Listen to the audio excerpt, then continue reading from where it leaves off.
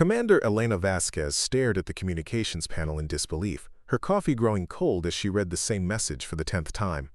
Kepler 442c, the maximum security prison planet housing Earth's most dangerous criminals, had gone completely silent 72 hours ago. No routine status reports, no emergency signals, no responses to direct hails. Just an eerie void where there should have been constant chatter from the orbital stations, monitoring 3 million inmates scattered across the planet's harsh surface. Still nothing? Asked Lieutenant Torres, sliding into the seat beside her at the Titan station communications array. Elena shook her head, her fingers drumming nervously against the console. In her 15 years of monitoring deep space correctional facilities, she'd never seen anything like this. Kepler 442c was Earth's most secure prison, a barren world 47 light-years away where society's worst offenders served life sentences mining rare minerals under constant surveillance.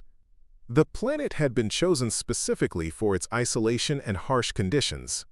2 red dwarf suns provided minimal heat, forcing the prisoners to work underground in vast mining complexes. The atmosphere was barely breathable, requiring filtered masks for any surface activity. Most importantly, there was no way off the planet except through the heavily guarded orbital stations that controlled all transport to and from the surface. "What about the automated systems?" Torres asked, pulling up diagnostic readings on his screen.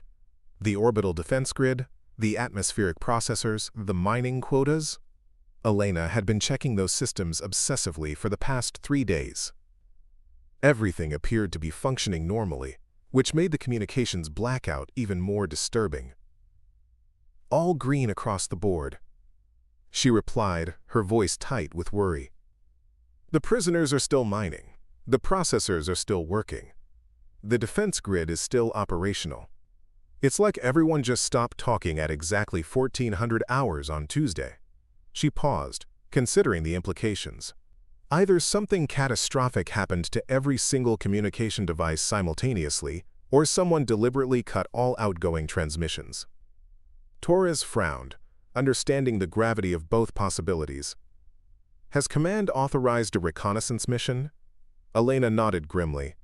A small fleet of ships had departed Earth 3 days ago, but at maximum hyperspace velocity, it would take them another 4 days to reach Kepler 442c. In the meantime, Titan Station was Earth's only link to what might be happening on the prison planet. Elena had been trying not to think about her brother Miguel, who worked as a corrections officer on Kepler 442c. He'd been stationed there for 6 years, overseeing one of the larger mining complexes in the planet's northern hemisphere. Miguel was diligent about his weekly personal transmissions to family, never missing their scheduled video calls. His silence was what had first alerted Elena that something was seriously wrong.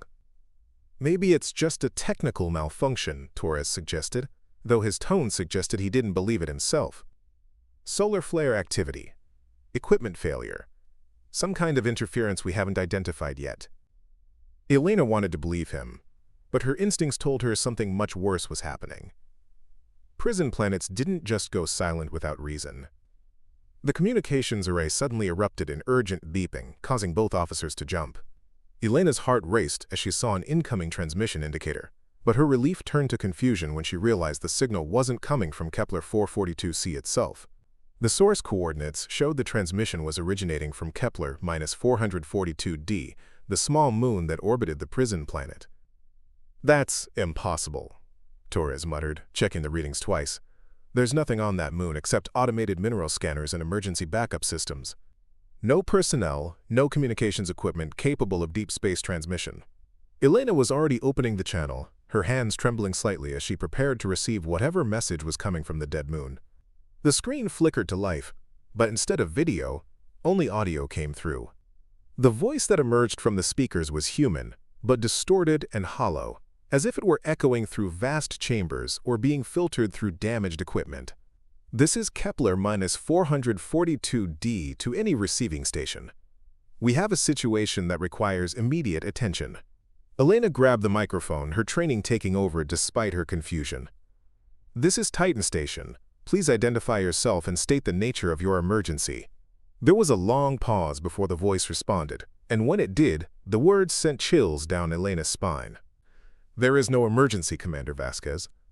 There is only justice." The voice somehow knew her name, and there was something in its tone that suggested whoever was speaking was enjoying her fear. "The humans you sent to this world believed they could escape the consequences of their actions by hiding behind distance and isolation. They were wrong."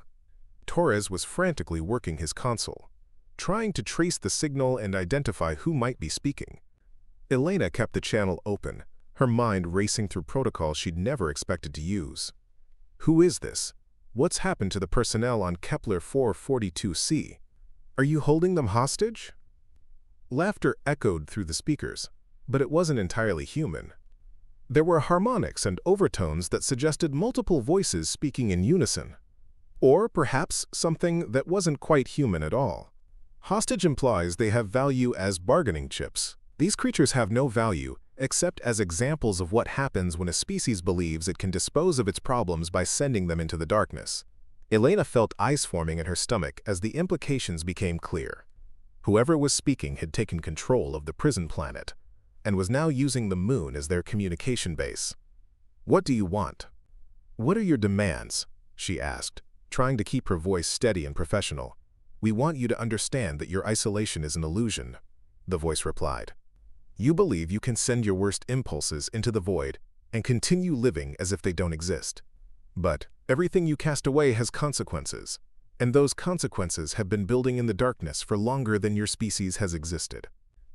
Torres had managed to establish a secondary connection to Earth Command, silently transmitting the conversation, while Elena kept the unknown speaker talking. "Are you saying you're not human?" she asked, though part of her already knew the answer. "We are what you made us," came the response. "Every act of cruelty, every moment of violence, every decision to harm rather than heal. Your species has been feeding us for millennia, and now we are strong enough to return what you have given us." The voice paused, and Elena could hear what sounded like machinery or construction in the background. "The 3 million souls you sent to this world have provided us with everything we need to begin the reckoning." Elena's blood ran cold as she realized the speaker was talking about the prisoners as if they were already dead. "What have you done to them? They're still human beings, regardless of their crimes." Her voice cracked slightly, thinking about Miguel and the thousands of other personnel who worked on the prison planet. "They are what you declared them to be when you sent them here to die slowly in the dark," the voice replied with cruel amusement. "We simply accepted your judgment and accelerated the process. But their deaths were not wasted. Every life has given us strength. Every soul has added to our understanding of your species' capacity for evil." Torres was gesturing frantically at his screen, and Elena glanced over to see that Earth Command was issuing immediate evacuation orders for all frontier colonies and deep space installations. Whatever was happening on Kepler 442c, Command was taking it seriously enough to implement the most extreme defensive measures available. "You're talking about revenge," Elena said, trying to buy time while Terra Command organized a response. "But revenge against whom? The people on that planet were already being punished for their crimes. What more do you want?" "Punishment implies the possibility of redemption," the voice answered. "Your species doesn't seek redemption, you seek disposal. You created this place not to reform or rehabilitate, but to forget. You sent your problems here so you could pretend they didn't exist. But problems ignored become problems magnified." Elena realized that whoever was speaking had a point that she didn't want to acknowledge. Kepler 442c wasn't really about justice or rehabilitation. It was about removing society's worst elements permanently, keeping them far enough away that Earth could pretend they'd never existed. The prisoners were expected to live out their lives mining useful minerals until they died, with no possibility of parole or return. "What's your endgame here?" she asked, though she suspected she already knew. "You've taken control of a prison planet 47 light-years from Earth. What exactly do you think you're going to accomplish?" "Distance means nothing to beings like us," the voice replied, and Elena could hear the smile in its tone. "We have spent eons learning from the darkness you feed us. We understand technology in ways your species cannot imagine. The moon you see transmitting to you now is just the beginning of what we've built with the materials your prisoners have mined for us." Torres was showing Elena readings that made no sense. According to their sensors, Kepler-442d was now showing energy signatures completely inconsistent with its known composition and infrastructure. Whatever was happening on that moon was beyond anything in their database of known technology. "We are not bound by the physical limitations that constrain your species," the voice continued. "We can reach across any distance, appear in any location where your kind has spread suffering and fear. And thanks to your generosity in providing us with 3 million subjects to study, we now understand exactly how to cause you the maximum possible anguish." Elena felt panic rising in her chest, but forced herself to remain calm. "You're talking about attacking Earth, attacking innocent people who had nothing to do with the prison system." She paused, trying a different approach. "If you have grievances with how we handled justice, we can discuss reforms, changes to the system."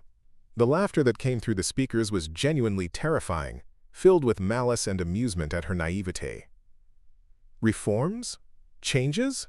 You misunderstand our nature entirely, Commander. We are not politicians seeking compromise. We are the inevitable consequence of choices your species has made for thousands of years. Every war, every genocide, every decision to solve problems through violence rather than understanding has fed us and made us stronger." Elena was beginning to understand that they were dealing with something far beyond a prison uprising or even a terrorist organization. The entities speaking to them claimed to be some kind of manifestation of human evil itself, somehow given form and consciousness by the accumulated suffering humanity had caused throughout its history. "The prisoners on Kepler-442c were perfect for our purposes," the voice continued conversationally. "Isolated from hope, surrounded by despair, living with the knowledge that their own species had declared them worthless. Their desperation and rage provided the final elements we needed to complete our transformation from concept to reality." Torres was receiving urgent messages from Earth Command, and Elena could see that military forces were being mobilized across all human-controlled space. But if this entity could truly reach across interstellar distances as it claimed, traditional defensive measures might be completely useless. "You say you're made from human evil," Elena said, still trying to understand what they were facing. "But humans are also capable of good, of love, of sacrifice for others. If our negative emotions can create beings like you, what about our positive ones?" The silence that followed her question lasted long enough that Elena wondered if the transmission had been cut. When the voice finally responded, there was something different in its tone, less certain than before. "Love is fragile and temporary. Hatred endures. Fear spreads. Anger multiplies. We are built from the emotions that survive when everything else has been stripped away." Elena sensed an opening, a crack in the entity's certainty that she might be able to exploit. "But you're wrong about one thing. You said the prisoners were cut off from hope. But that's not true. My brother works on that planet, and he always told me that even the worst criminals sometimes find ways to change, to become better than they were." "Your brother is dead," the voice replied flatly. "They are all dead. Their hope died with them, and their deaths have given us the power to remake reality according to our vision of what your species deserves." Elena felt tears starting to form, but she pushed through the grief and focused on the conversation. "If they're all dead, then how do you know so much about them? How do you understand their individual thoughts and feelings?" She was grasping for any inconsistency, any weakness in the entity's story. Another long pause, and when the voice returned, there was uncertainty creeping in. "We absorbed their essence as they died. Their memories, their emotions, their understanding of human nature became part of us." But something in the tone suggested the entity wasn't entirely convinced of its own explanation. Torres was frantically gesturing at readings that showed massive energy buildups around Kepler-442d. Whatever was happening on that moon was accelerating, and Elena realized they might be running out of time to find a way to stop it. "Show us," Elena said suddenly. "If you've taken control of the planet, if everyone is dead, show us proof. Show us the mining complexes, the prison facilities, the orbital stations. Let us see what you've accomplished." "Why would we need to prove anything to you?" the voice asked. But Elena detected a note of defensiveness that hadn't been there before. "You will see our power soon enough when we begin demonstrating it on your colonies and installations." Elena pressed harder. "Because if you've really absorbed all those human minds, then you understand human psychology. You know that we need to see evidence before we believe extraordinary claims. If you want to terrorize us effectively, you need to show us something that will make your threats credible. The transmission cut out abruptly, leaving Elena and Torres staring at silent speakers. They looked at each other, both wondering if her challenge had ended their only source of information about what was happening on Kepler 442c. After 10 minutes of silence, Torres spoke quietly. "Think you hit a nerve?"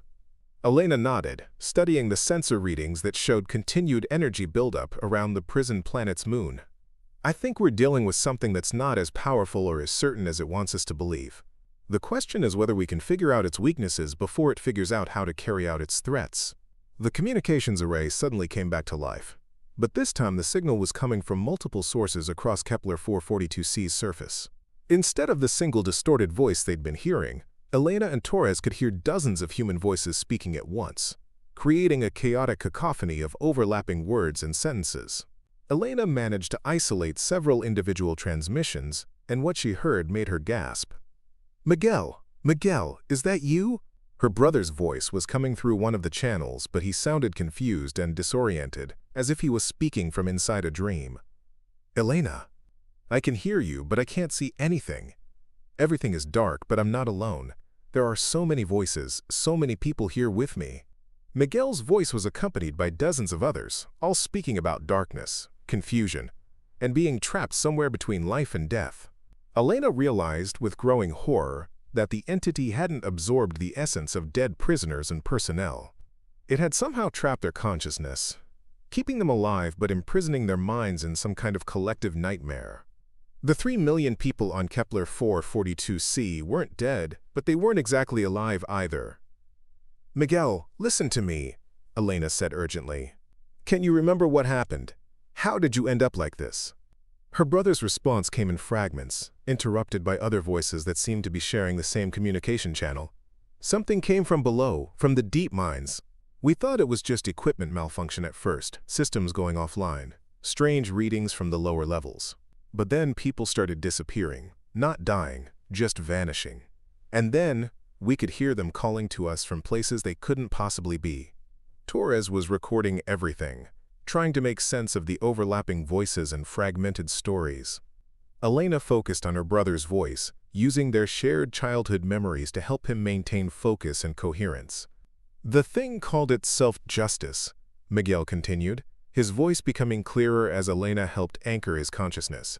"It said we were all complicit in a system designed to cause suffering, and that it was going to use us to teach Earth what real justice looked like. But, Elena, it's not justice. It's just revenge, and it's using our own fears and guilt against us."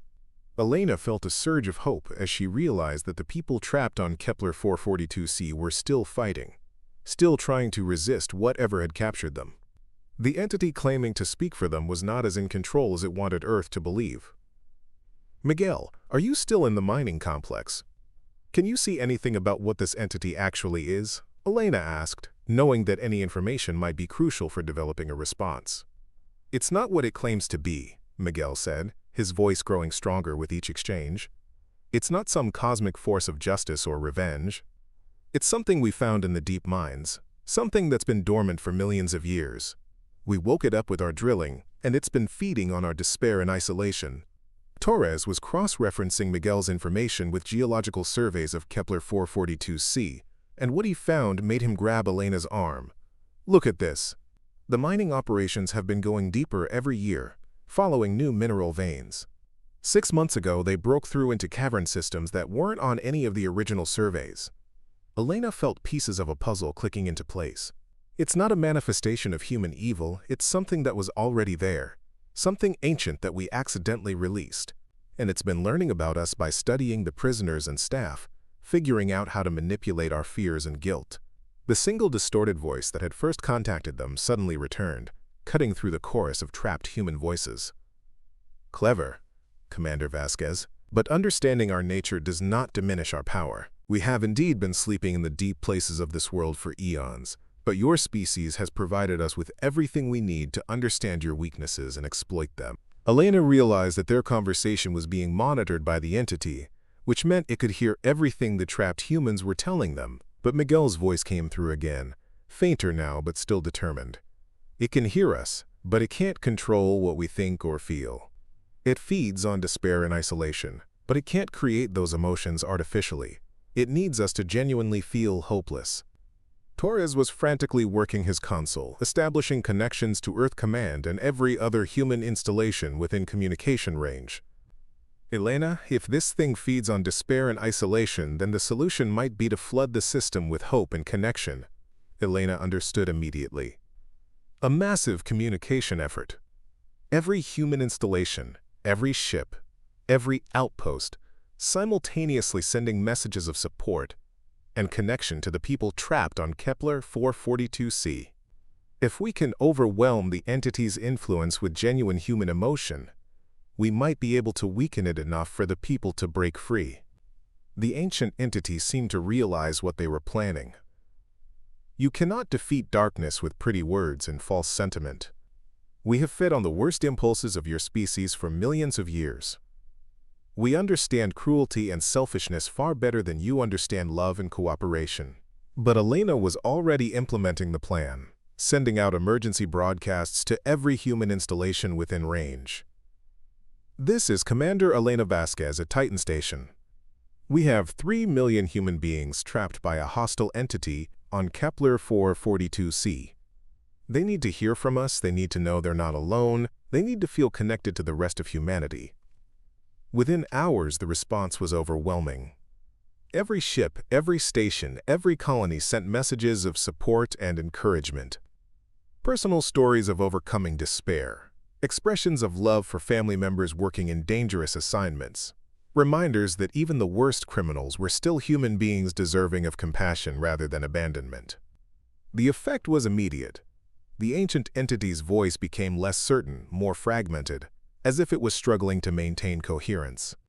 The chorus of trapped human voices grew stronger and more organized, with people beginning to work together rather than simply calling out in confusion and fear. Miguel's voice came through clearly for the first time since the crisis began. Elena, it's working. We can feel the connection, the support. The entity is losing its hold on us, but we need to act fast while it's weakened.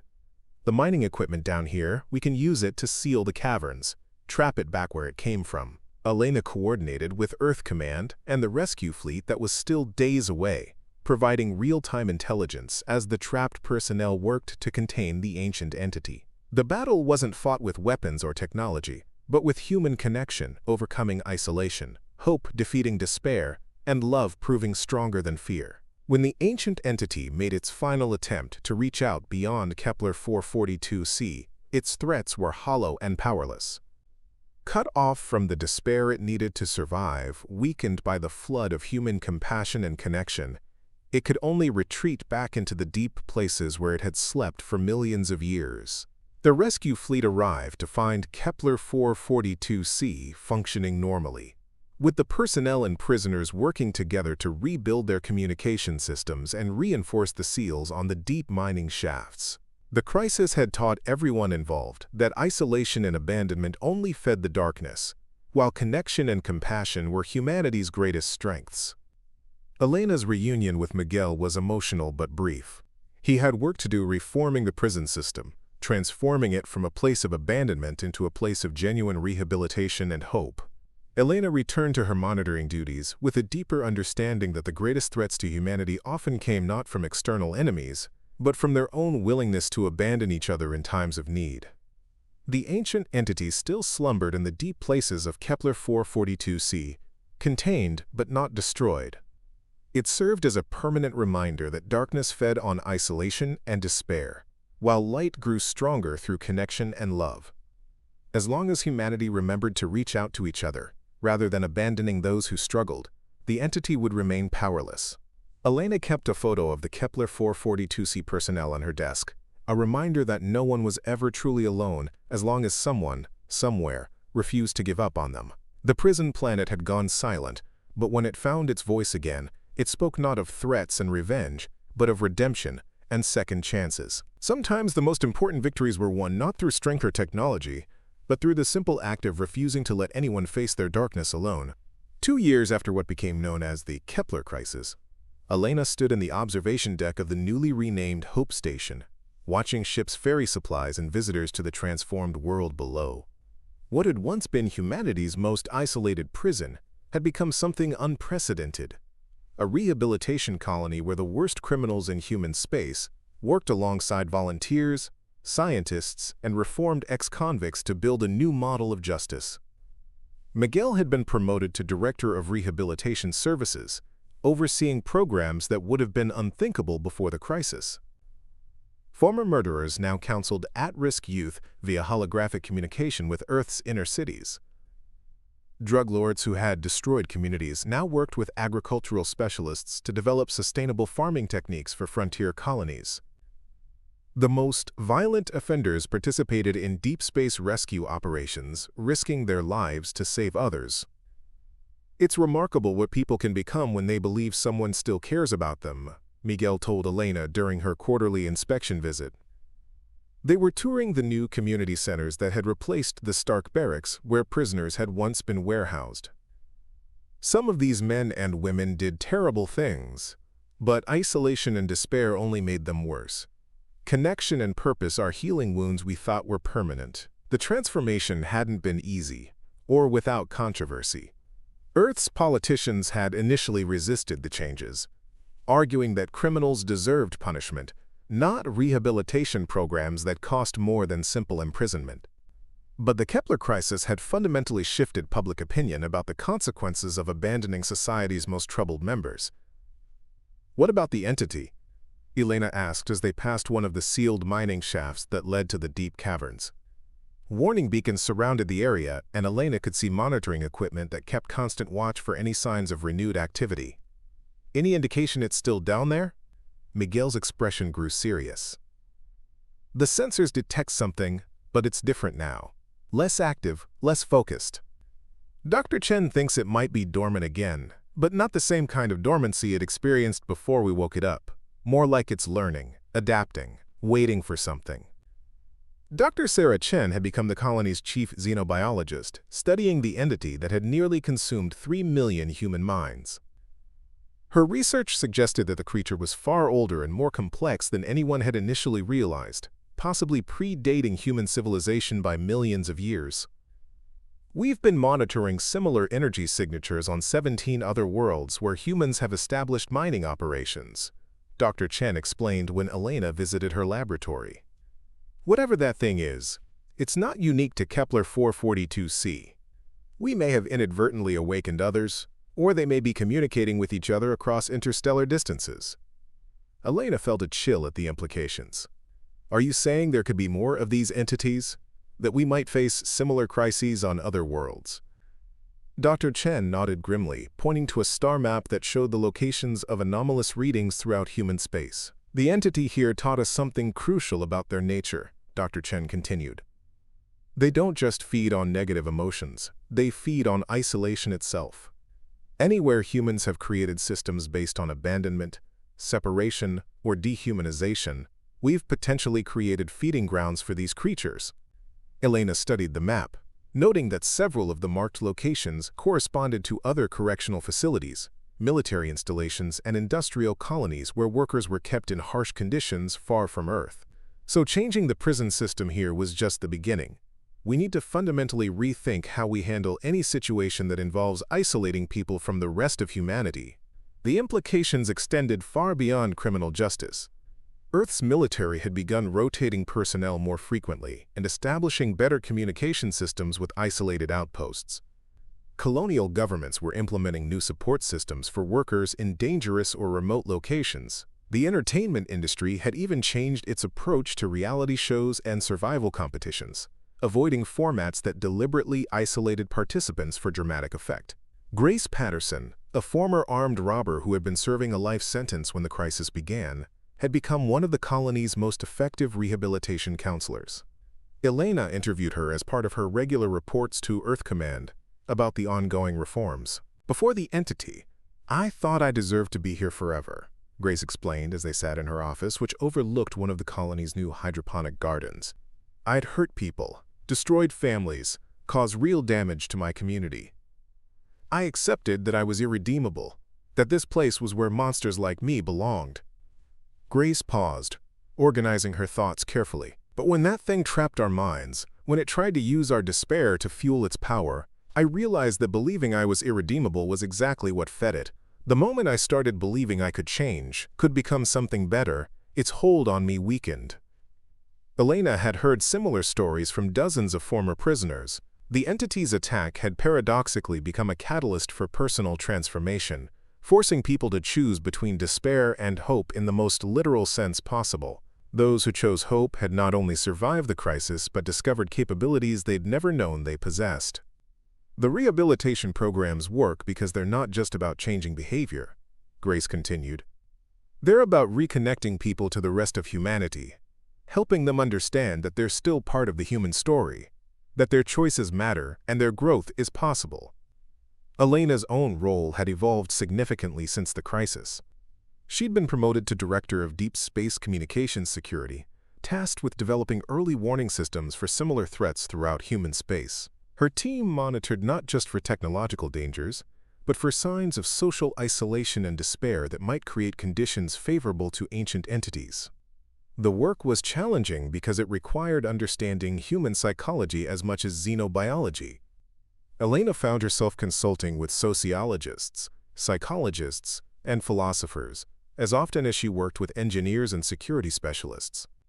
The lesson of Kepler 442c was that humanity's greatest vulnerabilities were often social rather than technological. Marcus Webb had been one of the worst prisoners on Kepler 442c, serving multiple life sentences for a series of brutal murders that had terrorized Earth's European sector. During the entity crisis, he'd been among the first to break free from its mental control, using his intimate familiarity with darkness to recognize and resist the creature's influence. "It tried to use my own guilt against me," Marcus explained during one of his counseling sessions with Grace. "It showed me every terrible thing I'd done, every life I'd destroyed, every family I'd shattered. But somewhere in that darkness I realized that letting it win would mean all those deaths were meaningless. If I could change, if I could become something better, then maybe their deaths could serve a purpose." Marcus had become the colony's most effective counselor for violent offenders, using his own journey from monster to healer to show others that transformation was possible even from the deepest darkness. His work had prevented 17 suicides and helped dozens of prisoners begin their own rehabilitation journeys. The entity's influence hadn't completely disappeared. Dr. Chen's monitoring equipment detected periodic surges of activity from the deep caverns, always coinciding with moments when isolation and despair spiked among the colony's population. During the first year after the crisis, several minor incidents had occurred when new arrivals struggled to adapt to the rehabilitation model.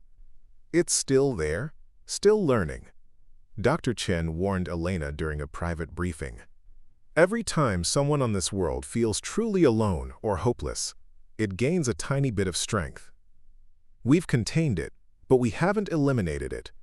And if our new social systems ever fail, if we slip back into patterns of abandonment and dehumanization, it could emerge stronger than before." Elena understood that the battle against the entity was ongoing, fought not with weapons but with daily choices to connect rather than isolate, to include rather than abandon, to hope rather than despair. The creatures sleeping in the deep places of distant worlds weren't just alien threats. They were reflections of humanity's own capacity for creating darkness through neglect and separation. The success of the Kepler 442c rehabilitation model had inspired similar reforms throughout human space. Earth's inner-city rehabilitation programs now emphasized community connection and meaningful work rather than punitive isolation. Military installations implemented buddy systems and regular rotation schedules to prevent personnel from becoming isolated from support networks. Even corporate policies for dangerous industrial assignments had been reformed to prioritize psychological support and regular communication with families. Elena's brother Miguel had become something of a celebrity, invited to speak at conferences throughout human space about the transformation of correctional philosophy. But he remained grounded in the daily work of helping people heal from trauma and find new purposes for their lives. "The entity taught us that evil isn't something inherent in certain people," Miguel explained during a conference on criminal justice reform. "Evil is what happens when people become disconnected from hope, from community, from the belief that they matter to anyone else. Give people connection and purpose, and even the worst among us can become forces for good. The colony's success had led to unexpected developments.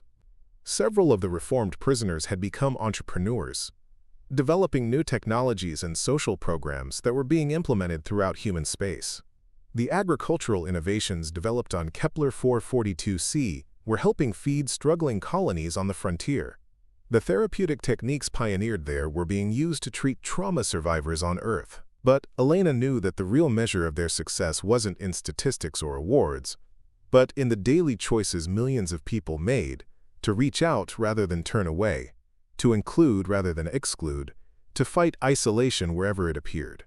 The ancient entities sleeping in the deep places of distant worlds were powerful, but they were vulnerable to humanity's greatest strength, the ability to choose love over fear, connection over separation, hope over despair. Dr. Chen had developed a theory that the entities were not just predators but also teachers, forcing humanity to confront the consequences of its own social choices. They may be the universe's way of ensuring that intelligent species develop beyond mere technological advancement, she suggested.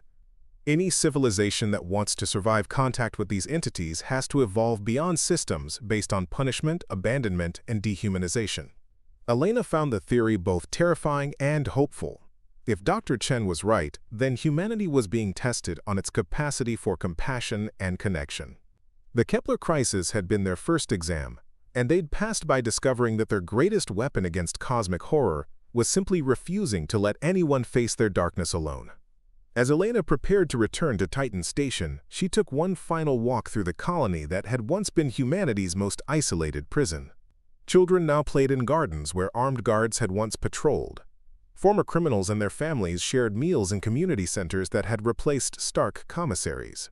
The transformation was so complete that it was hard to believe this had ever been a place of despair and abandonment. But the sealed mining shafts served as permanent reminders that darkness still slumbered in the deep places, waiting for humanity to forget the lessons they'd learned. Elena touched the monitoring station that kept constant watch over the entity below, making a silent promise that as long as she had influence over humanity's security systems, no one would be abandoned to face their demons alone. The ancient entity still whispered in the deep places of Kepler 442c, but its voice was barely audible above the sound of human laughter, conversation, and connection. It had taught humanity that their greatest enemy was not alien monsters or cosmic threats, but their own willingness to write off members of their species as irredeemable. As long as they remembered that lesson, the entities would remain powerless, trapped not by technology or weapons, but by humanity's refusal to abandon hope for anyone, no matter how far they had fallen into darkness. Elena's final report to Earth Command was simple. The threat remains contained as long as we remain connected. The moment we return to systems based on isolation and abandonment, we risk awakening forces that feed on the darkness we create. Our security depends not on weapons or barriers, but on our commitment to ensuring that no human being is ever truly alone. The message was received and implemented throughout human space, becoming the foundation for a new era of social policy and interstellar security. The entities slept on, waiting for humanity to forget.